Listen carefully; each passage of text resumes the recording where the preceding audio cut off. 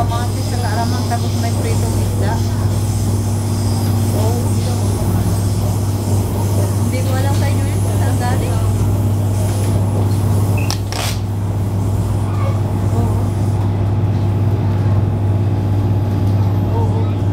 Sobra nga yung ano. Sabi ka, ganyan ka pa talaga kapaya. Hindi ka na tumatakbo. Hindi na kahit ano kain mo sabi. Kaya nga sabi ni Wilma, sabi, malakas ka kumain. Oh.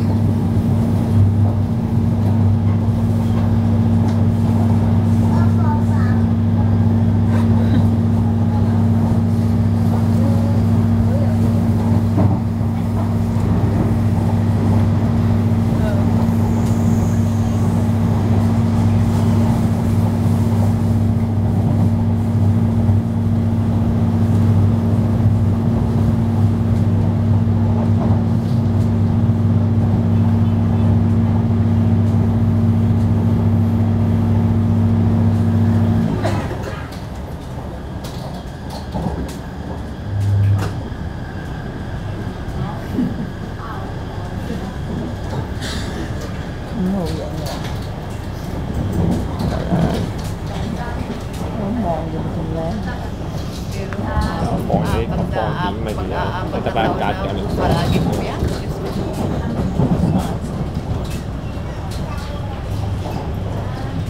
Awa sa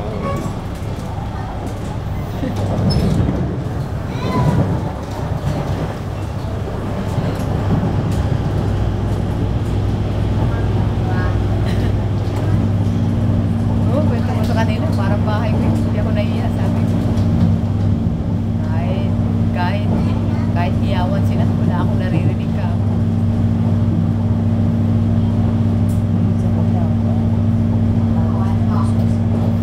Wala akong inintindi. Wala akong inintindi. Tigil na kayo, kain na tayo pa. Magbigayan kayo dyan kung sino yung ano, may mali ka. Wala. Sabi ko, ikaw naman kasi, sabi ko sa babata, pag ano, hindi nakikinig mo. Hindi ka kasi nakikinig ka.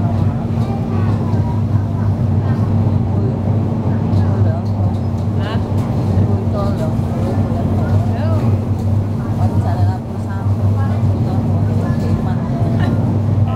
Hindi yan stricta ka, kumakuha nga lang yan.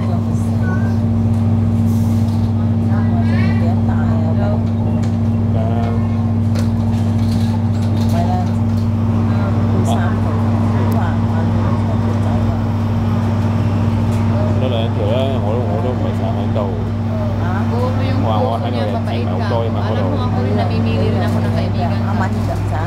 Hindi ako basta-basta.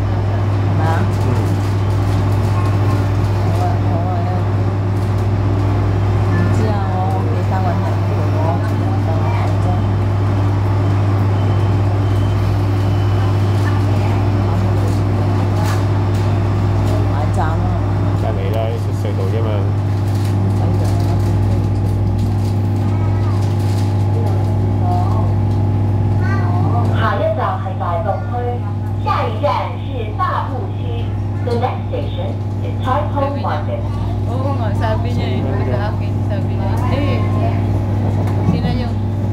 sila yung unang ko nakilala. Alam niyo, ako sila na Ainisa. Pero siya, yung dikit ko talaga, si Wilma talaga yung dikit ko.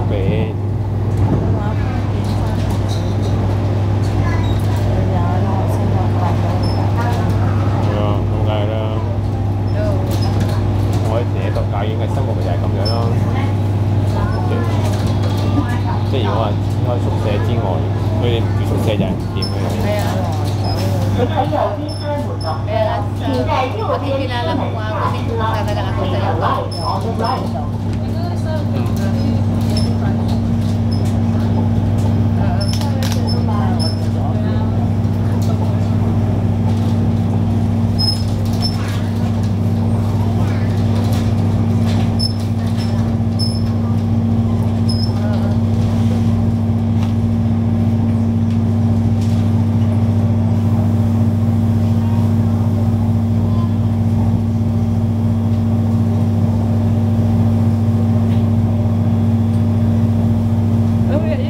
Tanong din sa akin.